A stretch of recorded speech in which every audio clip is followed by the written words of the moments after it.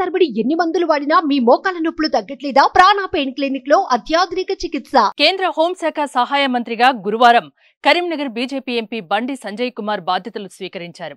ఢిల్లీలో సరిగ్గా 11 గంటలకు పార్లమెంట్లోని నార్త్ బ్లాక్ లో ఆయన బాధ్యతలు తీసుకున్నారు.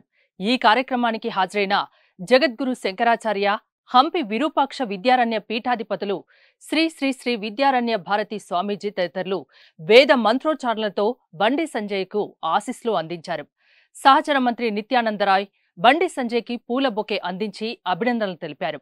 భద్రతా కారణాల రీత్యా కార్యకర్తల అట్టహాసం, నాయకుల సందడి లేకుండా అత్యంత నిరాడంబరంగా హోంశాఖ సహాయ మంత్రిగా బండి సంజయ్ బాధ్యతలు తీసుకోవడం విశేషం.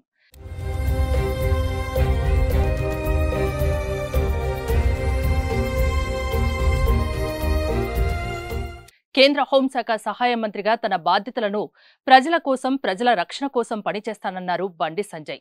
అంతకుముందు తన అధికారిక నివాసంలో బండి సంజయ్ని కలిసి శుభాకాంక్షలు తెలియజేసేందుకు తెలంగాణ నుంచి భారీ సంఖ్యలో బీజేపీ నాయకులు, కార్యకర్తలు తరలివెళ్లి బండి సంజయ్కు జేజేలు పలికారు.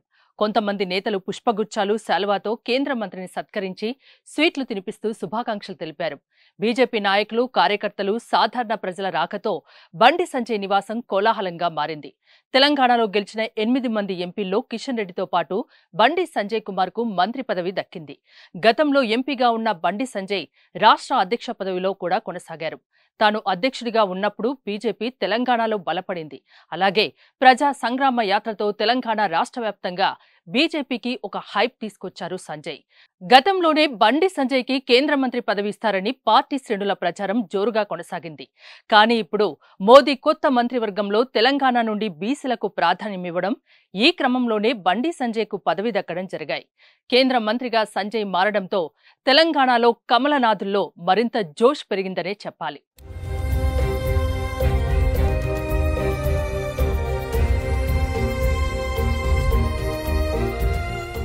సుమన్ టీవీలో మీ పర్సనల్ అండ్ బిజినెస్ ప్రమోషన్స్ కోసం కింది నెంబర్కి కాంటాక్ట్ చేయండి.